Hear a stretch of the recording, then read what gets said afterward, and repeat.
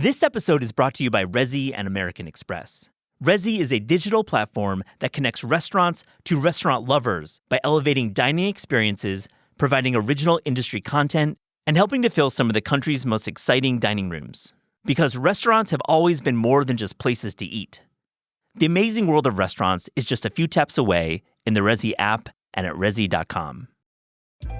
Introducing Meta Ray-Ban Display, the world's most advanced AI glasses. With a full color display built into the lens of the glasses, it's there when you need it and gone when you don't. Send and receive messages, translate or caption live conversations, collaborate with Meta AI, and more. Be one of the first to try Meta Ray-Ban Display. Visit meta.com/Meta Ray-Ban Display to book a demo and find your pair.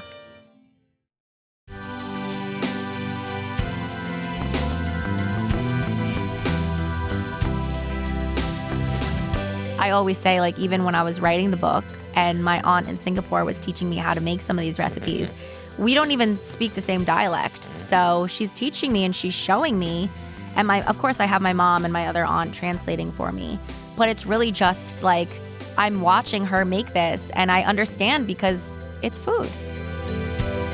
This is Taste. I'm your host, Matt Rodbard. Cassie Yeung is a food content creator known for her authentic voice and delicious, approachable recipes.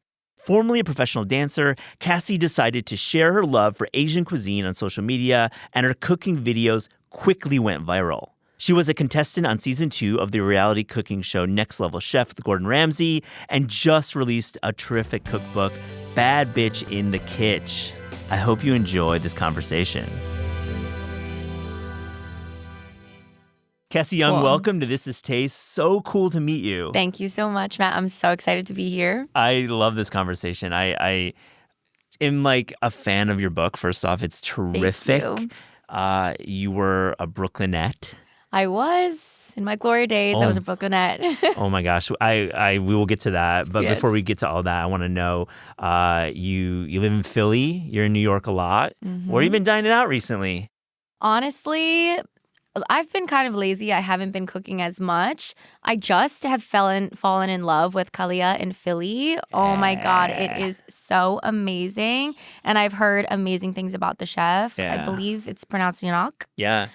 She seems like such a character, but the food there was like life-changing. Absolutely same. Yes. I got to dine there last year, and it is incredible for regional Thai cooking and just the beautiful dumplings alone. Yes. Oh my God, the like artwork. Really, I was like, oh my God, I don't even want to eat it. It's so cute. It's a great spot. Yeah. And when you're in New York, are there any spots that you like to go to?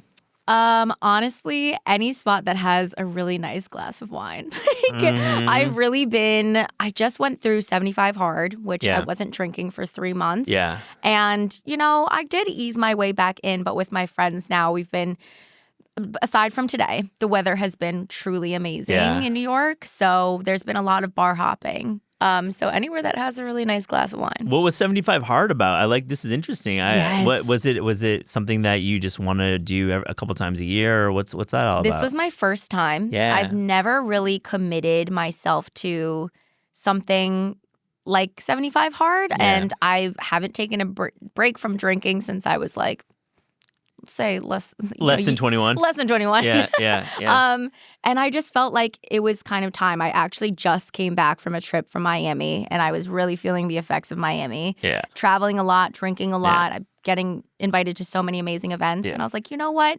I think this would be really great for me. Have some structure and just create really healthy habits. So it was 2 workouts a day, reading 10 pages a day, no drinking, and sticking to like a healthy diet. And it was honestly really great for me. I love to hear that. Yeah. I think it's a wonderful tradition to take up or challenge, I guess. Yeah. Thank you. Well, let's talk Brooklynettes. You were on the dance squad. You were a Brooklynette for a couple seasons. And I was. You were there. I was a season ticket holder. I went to many games during your era. First off, the team, they weren't as good as they were later, but they were so cool. I love, like, Correct. you got Rondé Hollis Jefferson, Joe Harris, D'Lo. I mean, they were so scrappy. Yes. And also just the vibe of the game, like at Barclays Center. There's something about the energy. And I think that the entire entertainment team makes the game so my fun. gosh. Like, I'm not sure if you were there when they were like Dunk Squad was there.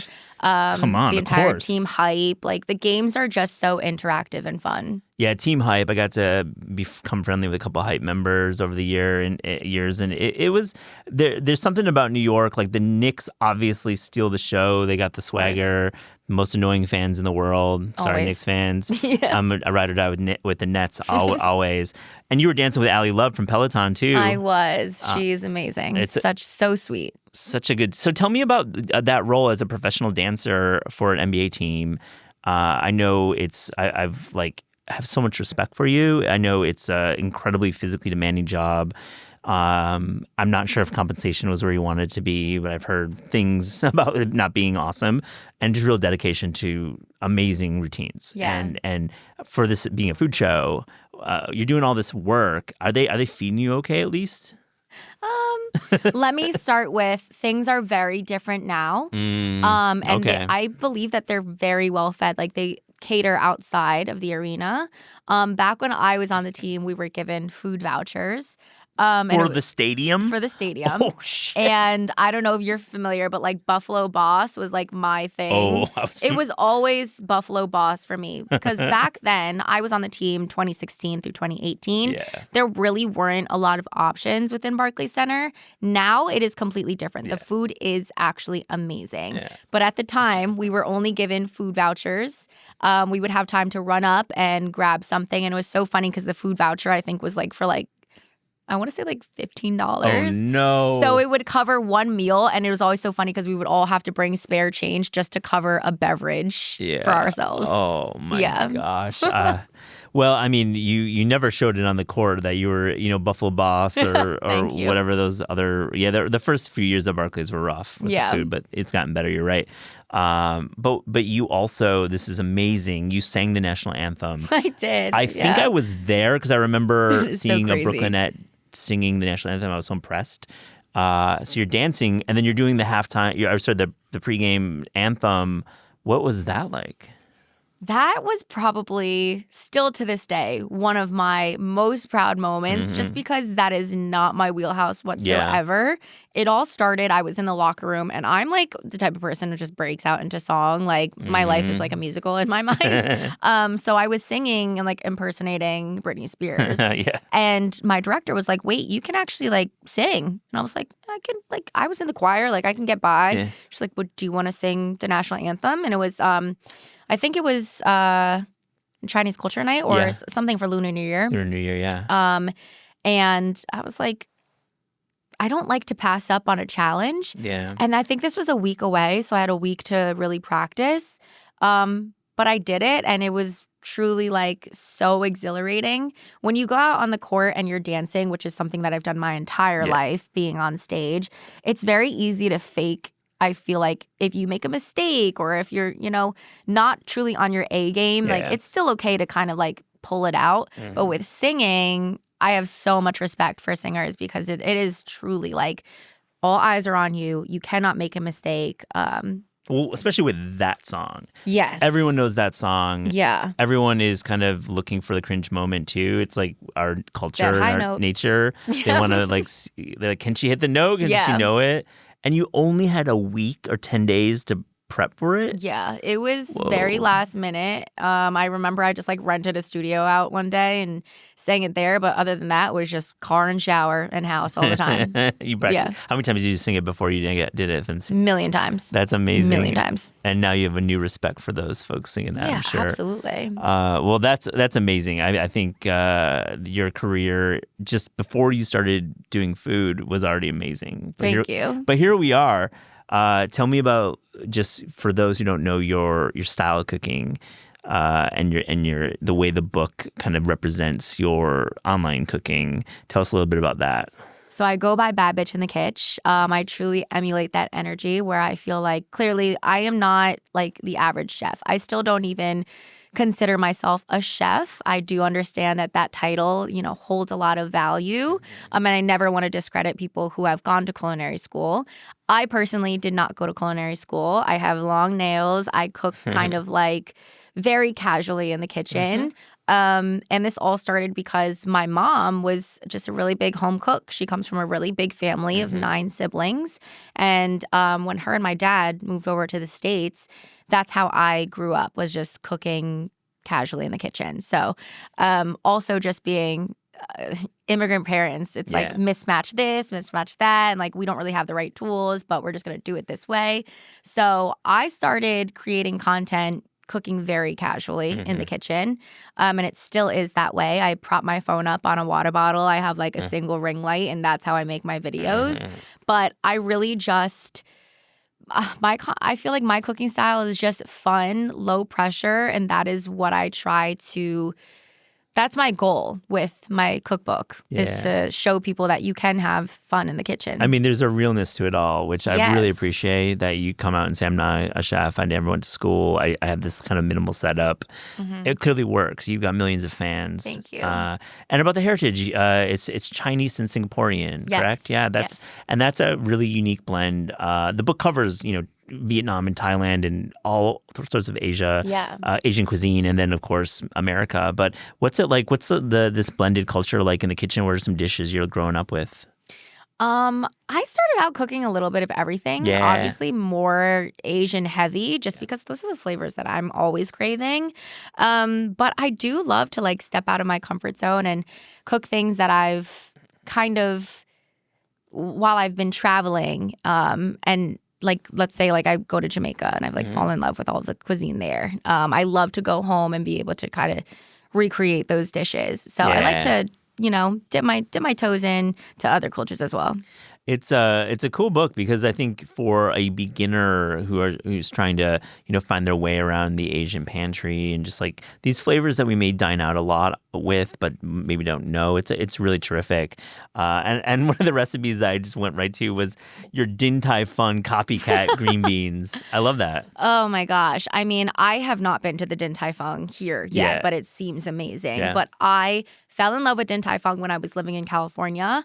South Coast Plaza, I was there all the time. And I feel like everyone there is there for the xiao long bao. Like, obviously, the soup dumplings are such a hit. But I'm like, the green beans are so good, And it's so easy to make. Just quick flash fry of the green beans, whole lot of garlic, a little chicken bouillon powder, and like, that's it. And it's like the best. It just makes vegetables seem like so no soy so sauce. much fun. It's just a little bit of bouillon. Yes, yeah, that's smart. I think that's like obviously something that we have around, and you're co-signing on cooking with it, and it's high heat on the wok, I imagine. Yes, yeah, I love that. Yeah, a nice blistered skin on the green bean. It makes it like just an extra little razzle dazzle, if you will. Definitely, and I think bringing in the bouillon is something that is a smart move. You got to have that boost there, with the high heat and that charring and that wok happening in the pan. I love that. This episode is brought to you by Our Place. Are you still using that set of pots and pans bought on sale at Bed Bath & Beyond during the first Obama administration? It might be time for an upgrade. I recently went on a search for the perfect sauté pan and landed on the Our Place website. I liked how their cookware looked, minimal and functional, with a color palette that matched my own aesthetic. And I really liked that they make better kitchen products that are simply better for you.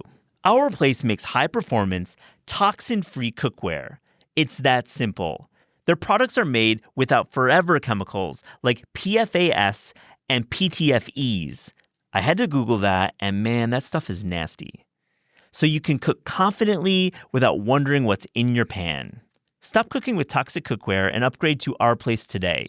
Visit FromOurPlace.com/taste and use code TASTE for 10% off site-wide.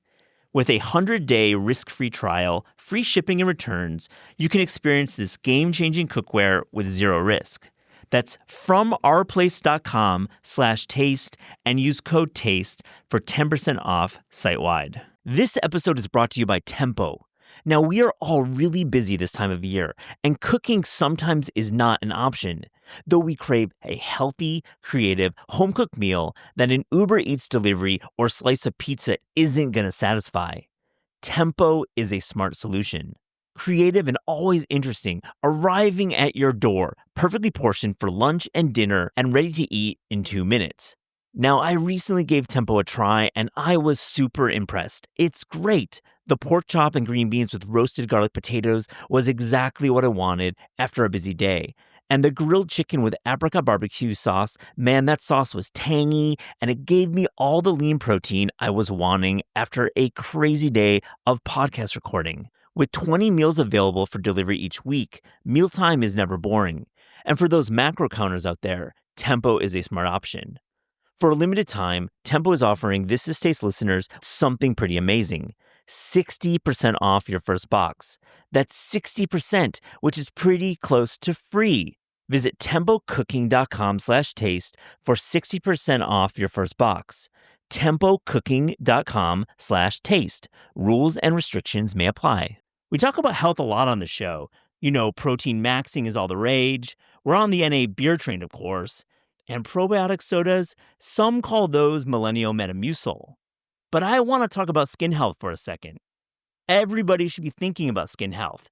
It's important, and I look to OneSkin, the world's first skin longevity company, for a little help. Now, I've used OneSkin's OS1 hydrating sunscreen for walking around New York City in the blazing sun. Producer Clayton chiming in. Matt and I used OneSkin during the recent bakery half marathon we participated in. It was a lot of running, a lot of pastries, and a whole lot of sun. Our stomachs might have taken a hit, but our skin was protected with OneSkin. By focusing on the cellular aspects of aging, OneSkin keeps your skin looking and acting younger for longer. For a limited time, you can try OneSkin with 15% off using promo code TASTEPOD at oneskin.co. That's 15% off using code TASTEPOD. Tell me, what makes a great scallion oil noodle? For me, I think it's important what actual noodle you go with. Of course, the sauce is magic. You know, you have a slow simmer of the scallions, first the scallion whites in the oil, let those kind of wilt a little bit, and then adding in the greens. Then you add in the soy sauce. But for me, it really is the noodle. So I kind of switch it up sometimes. Mm-hmm. I usually go for like a Shanghai thin white noodle. Mm-hmm. But it's also really good with like an udon. You know, I mean, just depending on what you're in the mood for. I love a nice doughy, chewy noodle, something that really like soaks up all the sauce. That to me is what makes the scallion oil noodle. Let's talk about the photography. Well, I mean, you're having fun in the photos. Yes. And, tell me about setting up those shoots, your photographer and all that. My photography team was absolutely amazing. I had Jenny Huang, my photographer. Love Jenny. Jenny is, oh my God. Rad. When I first had my meeting with her, it was so funny because she has a very, her personality is one of a kind. Yeah. I mean, at first I was like, I can't tell if she likes me. Yeah. You know what I mean? You nailed Jenny right there. Yes. She's very cerebral, very, I think I'm going to try to articulate Jenny Huang, right? Sorry, Jenny, if you're listening. I feel like she is extremely intuitive about the moment. And she is a master of her craft. Everyone, as you could tell, the book is truly a work of art, and I can't take full credit for that. My team was amazing. I had Tina, my food stylist, who also was so amazing. Then Maggie DeMarco, who was my prop stylist, also amazing. It's just so crazy to see all of them work. I mean, we made everything in this tiny little space, but when you're looking at the photos, it looks like we're in a restaurant, we're at home, we're in Singapore.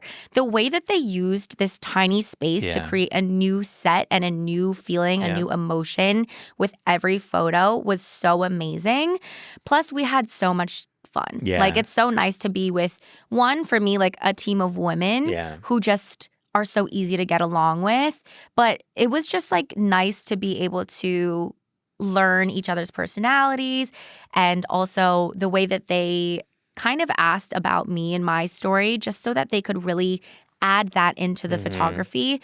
I think really that's what makes the book. And I'm so happy with the way everything turned out. And you got Robert Diaz with the design too. You got to shout out Robert. Yes, Robert designed the cover, the book, everything, the pages. I just, even down to the text, every little thing in the book just creates the exact vibe that I was trying to give off. Completely. And they just took what was in my brain and put it on paper. And I think that is just so amazing. Clarkson Potter doing it. Yes, doing I have the best team. I Robert designed Korea World, and I loved working with him on that. And Yes. I was chatting with your editor, Susan Roxborough, last night, and she was telling me how she can't keep her fridge stocked with the soy marinated eggs. She can't keep it stocked enough. Oh my God. Every time I make a batch, I'm like, yeah, this will last me the week. Last me like one day, if that. But they are so good. Yeah, how do you and make so them? easy to make. Yeah. Literally so simple, like soft, medium boil an egg. Yeah. For me, sweet spot is like 7 minutes. Okay. Yeah. Jammy egg, not too runny, That's but it. not too solid. Then you literally just make a nice bath for them. Soy sauce, mirin, chicken broth, or whatever broth you want to use. Submerge them in. Maybe use a little paper towel to keep them in and no rings around the eggs. That's it. Top them with a little sesame seed, and you can use them however you want. Yeah, I just like to honestly just eat them. Yes. No, me. I'm like, take them right out of the jar, eat them. Yeah. But it's like also the easiest way to spice up just over rice, over an instant ramen, whatever you want. It's like soy marinated egg on anything. I love it. Yeah. Tell me about the wet sauce. Oh my gosh. This became my signature sauce. I remember back when I think I hit 500,000 on TikTok. Me and my friends, we ended up doing a live. I did a live on TikTok where I asked everyone to grab certain ingredients. We made my pork dumplings and a side of wet sauce. And so I had everyone grab the ingredients, and then we cooked it together on live. And everyone was like, you have to name the sauce. You have to name the sauce. I was with all my friends. Drinks were flowing. And I was like, I don't know what to name it. Like, it is kind of like an amazing chili sauce. Yeah. And one of my friends, one of my best friends, Deja, she was like, I feel like it's like a wet sauce. And I was like, I kind of like that. And the name literally just stuck from there on out. So it's like it's a sweet chili sauce, and you're just, what are some components in it? Garlic, green onions, sesame seeds, sesame oil, soy sauce, rice vinegar, gochugaru, which is Korean chili flakes. I'm probably forgetting something off the top of my head, but it is so easy. You just add all those ingredients in, light it up with a little neutral flavored oil, add in your sauces, and that's it. And you can use it in or on anything. I love this going live. Did you do some lives on TikTok? Is that? Yeah, I do. Oh, cool. That at the time I did things a little bit more planned, where it was like, hey guys, I'm gonna go live at this time, like grab these ingredients. Yeah. Now for me, sometimes honestly, like I love doing things in person. I love doing things in real time. Yeah. To me, it is just like the best and closest thing to being in person. So now it's just for me, I'm like, I'm making dinner. I don't necessarily feel like filming and editing this, but I want to still be with like my followers. So now I'll just randomly go live when I'm cooking something. And it's really nice because it does feel like either a FaceTime call or we're cooking in person together. Yeah. What's it like right now, with your audience and having millions, following your lives or just following your posts? Like what's in your head right now? I have gone through every single emotion. Yeah. Where it starts with like, I feel like undeserving of this, like this love, this support. Yeah. But then also, of course, like overjoyed and so overwhelmed with just the way that my followers have stepped in and really supported me to this point. Like I would be nowhere without them, and I never want to take the credit away from them. And someone actually even asked me a really amazing question last night at my first tour stop. They were like, how do you know when you're like developing a recipe when it's ready? And I was like, that's a great question, because I never really thought about when a recipe is ready. But what I do is I post a video and then people recreate the dishes, and that feedback is really what tells me that recipe is ready. So this cookbook, I feel like, in a way, all of my followers have really been a part of. And I'm just so grateful because I have such an amazing following. And I was saying this the other day too, was I have, like, everyone is positive. Yeah. With today's climate and, like, the internet these days, some people, like, follow to hate, which is so odd.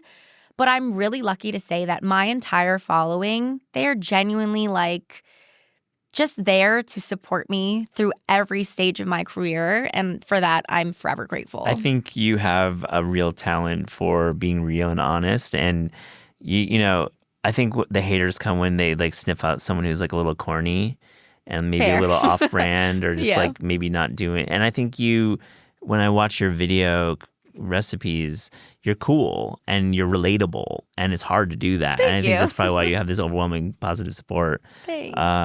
Let's talk about Vietnamese coffee. Susan was telling me you're a real fan. This show can become a coffee podcast once in a while. Oh my God, I bet. I mean, it is the strongest, purest form of coffee with that sweetened condensed milk. It's just so good. Like, I don't want to say I'm a coffee snob because there are definitely people who are more of a coffee snob than I am. We love coffee snobs. You know what I mean? Yeah. But I'm like, when it comes down to Vietnamese coffee, like I've never had a bad cup. You know, I've had my fair share of bad cups of coffee. Yeah. Not once has it been a Vietnamese coffee. Like, it's good no matter where you go. If you make it yourself, it's just like the perfect flavor profile and perfect boost of energy. It's utility, but then it could be dessert. The form of it is so like it's this high utility to it. Vietnamese coffee. I love that. Yeah. I can't let you go we got one more dance question. Did you watch the Dallas Cowboys show? Oh my God, yes. I watched the first season. I didn't watch the second season because I think it was a little bit more, drama focused when it came to some of the girls. I think I was kind of reading reviews on it. Well, also, these days when you're on TikTok, you see a full show on TikTok anyways. It's like you scroll and I'm like, all right, great, I got the gist of the show. But the first season was really amazing to watch. There's also one of the dancers went to Rutgers University. Oh, cool. We didn't get to dance together. But it was cool to see, obviously, like a familiar face, familiar name.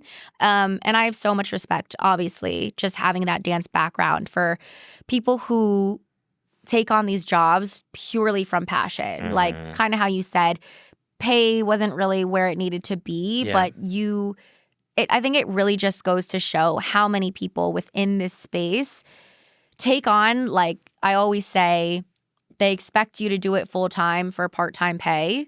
And they are like the magic of the football game, you know? And I would feel that way, especially as a dancer with the Nets, like we're the entertainment, you know what I mean? And so it's really nice to see, even though it wasn't my team, just the behind the scenes of something so similar and something I can resonate with. And I'll just add just the physicality of it and just like your pure athletic talent to be a professional. Unbelievable. Yeah. I mean, those girls work so hard. And it takes a lot just to keep up with yourself, your body, energy, and you have to have another job on top of it to support yourself. So it is a lot. Yeah, what were you doing when you were Brooklynette? Oh my gosh, what wasn't I doing? I think I was babysitting. I think I was working at a home improvement store doing marketing for them and also admin work. It was like at the time, a lot of contract work. I think I was also working doing bat mitzvahs where I would be like a kind of like a party. Not a host, but I was like hype girl that would like go and dance with the kids. There's like there are a lot of common jobs when it comes to dancing. Professionals, I also was a sign dancer in the city, so I was booking jobs in the city. But with those, it's kind of like you never really know when you're going to get a check. So you have to have all of these little things here and there just to keep What was afloat. the big bar mitzvah song of 2018? Oh my gosh. I mean, it's probably... I think it's Sweet Caroline still. Sweet Caroline is big. It's always. And I'm like... Black Eyed Peas too, I'm sure. Yeah. Oh my God. It probably still is. You know what I mean? Still is. Yeah. 13-year-olds love that. Absolutely. It gets the people going. What about your work just dancing professionally in New York when you book gigs? What kind of stuff are you up to? Like, I think my biggest job was for... I'm trying to remember what it actually was for. I think it was for a denim company. And we had Ansel Elgort on set, and that was really cool. It was my first like celebrity kind of like sighting. He was really cool too. He was just hanging out with all of us.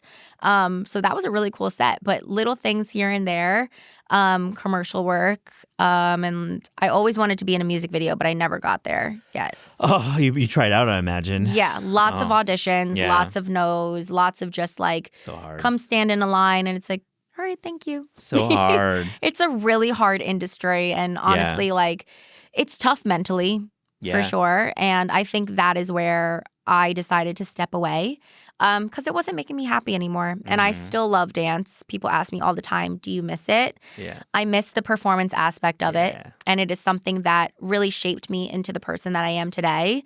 But I wanted to walk away from it when it was still like, I was still happy with it. And where I was heading, I was falling out of love with it really quickly. Yeah, but then you found food.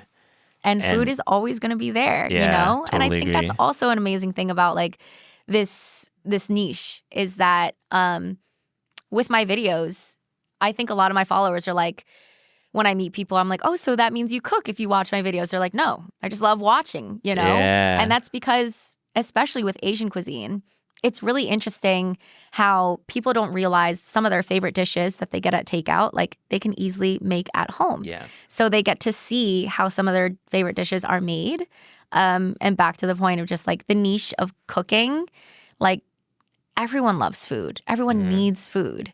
And it is really an international like language. So I always say, like, even when I was writing the book and my aunt in Singapore was teaching me how to make some of these recipes, we don't even speak the same dialect. So she's teaching me and she's showing me.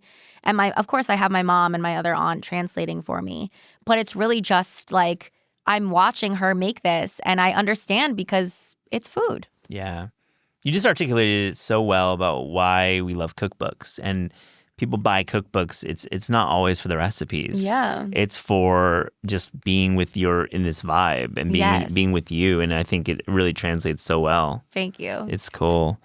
Well, I want to have you back. The book is out now. What's like the next year like for you? What do you got on the schedule? Oh man, I don't even know. I'm like taking it hour by hour. Yeah, right. After tour, hopefully we add on a few more stops. I would really love to break more into kind of the pop-up space. Yeah. I get questions about opening a restaurant all the time. I don't think it's personally for me. Yeah. But I would love to be able to travel around to these major cities where like people are begging me to come and I get to meet people and hopefully be able to cook with them on site. That's Maybe cool. some kind of like interactive cooking classes.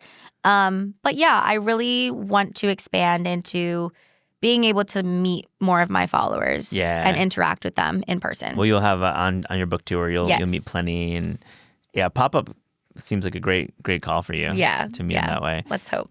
This episode is brought to you by Grow Therapy. Have you ever tried to Google therapist near me? Just the act of typing those words in a browser can be so stressful on its own. I once went on a hunt for a therapist and found myself with a dozen tabs open with LinkedIn profiles and Instagram accounts of people I just didn't want to know. Grow Therapy makes it way less overwhelming and way more affordable.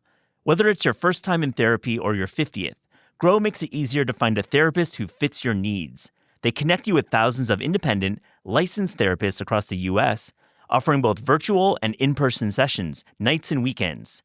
It's that easy. And you can search by what matters, like insurance, specialty, or availability, and get started in as little as 2 days. And if something comes up, you can cancel up to 24 hours in advance at no cost. There are no subscriptions, no long-term commitments. You just pay per session.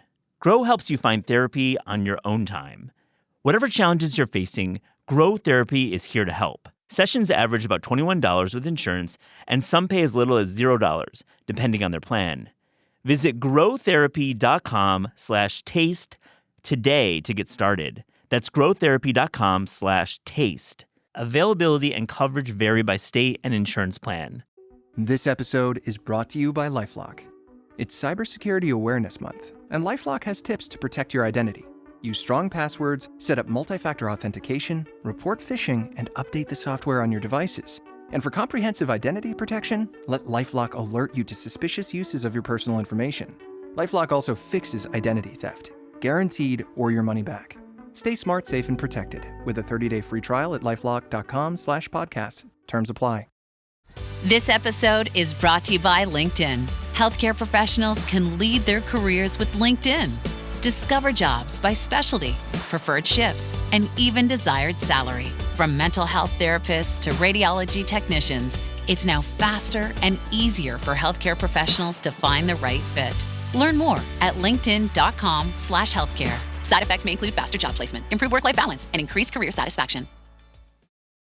Cassie, on This Is Taste, we ask guests about their discerning taste. So to close this interview, here's a little rapid-fire, fast and furious taste check. Are you ready? I'm ready. Let's do it. The best fruit. Lychee. Good one. The worst vegetable. I don't like lotus root, if that counts as a vegetable. It's very much a vegetable. Okay. Yeah. Just not my thing. Yeah, it looks cool. Yes. Looks amazing. Just not my thing. Yeah. What is your typical breakfast? Right now, savory oatmeal. Nice. What's going in it? Bone broth in the oats, green onions, little soy sauce, maybe a soy marinated egg or a fried egg, kimchi, and then whatever protein I have left over from dinner. It's a great breakfast. Yeah. Oh, love really savory oatmeal. What is the best dessert? Ice cream. Nice. Yeah. Flavor? Coffee. Or mint chocolate chip. Very nice choices. Is there a restaurant you wish you could bring back from the dead? I don't know if you're familiar with Friendly's. I don't know if it's even still out, but that's like my childhood. We would go to Friendly's all the time, and back to the mint chocolate chip, I would get a Monster Mash with the Reese's Cups as the ears. But I'm like, I don't know if Friendly's is still open anywhere. I think that they were closing them. I remember reading some obituaries for Friendly's. I think so. Miss it, though. Yeah. So many memes. When you're craving fast food, where are you going? Popeyes. Ooh, tell me about it. What's your order? Spicy chicken, 3-piece, Cajun fry, biscuit. My friend actually just put me on the red beans and rice from Popeyes. She's from NOLA. Yeah. She was like, you have to try it. I'm like, well, yeah, I'm sold immediately. I just never thought to order it from Popeyes. Oh, I always order it. Yeah. Like, always. Really? Red beans and rice is like probably my... it's the biscuit for me. That's my favorite. Yes, biscuit, add some honey. Yeah. So good. So good. Yeah. Your favorite city outside America to visit for food? Bangkok. Nice. So good. I went 2 years ago after I visited Singapore, and I did like a solo travel around Bangkok. Oh, cool. And seeing all the street marts. Oh my God, I was so overwhelmed. I was eating till I was painfully full. It was so good. Do you do some solo travel? Is that your vibe? Yeah, I try to. Yeah. I just started really when I was in my 20s. Yeah. And it was so like nerve-wracking at first, of course. Yeah. But it is so liberating. And you learn so much, especially with what I do. Yeah. It's like I want to go out and like discover all of these foods on my own. It's fun when you can travel on your own and when you can, have like 9 meals a day and it doesn't matter. There's no rules. No No one one to can judge. judge you for anything, and you can do whatever you want. Last one, your favorite sandwich? Tasty Sub Shop from New Jersey. Oh, Have you been? No. Well, tell me about it. Oh, man. I mean, it is. I think Obama went to one of the locations once. It's not like it's anything even crazy. It's similar to Jersey Mike's. Yeah. But the original Jersey Michaels. yes. Yeah. Turkey, provolone, the hot peppers, lettuce, tomato, onion, mayo, oil, vinegar, side of a pickle, and a chip. Kettle cooked chip. Oh, yeah. You got to have mayo in there. Just a little bit, not too much. I'm Definitely. like, mayo, too much mayo freaks me out. Freaks me out too, especially on Yes. that sandwich, but I like having the oil, vinegar, and mayo combo. Yeah, it's soaked into that really nice bread. Yeah, that's Very it. important. Very important. Cassie Yeung, this has been so much fun. Thank you so much for joining This Is Taste. Thank you. Thank you so much.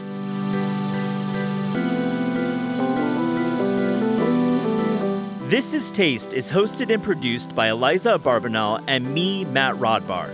The show is edited by lead producer Clayton Gumbert and supervised by Pat Stango, Director of Media Production and Development at Penguin Random House. Thanks to Shalia Harris and the production team at Penguin Random House. Theme music by Steve Rydell. Logo and guest illustrations by Ellie Skurzat. Visit Taste online at tastecooking.com and make sure to subscribe to our newsletter to keep updated on all cool things in the world of taste.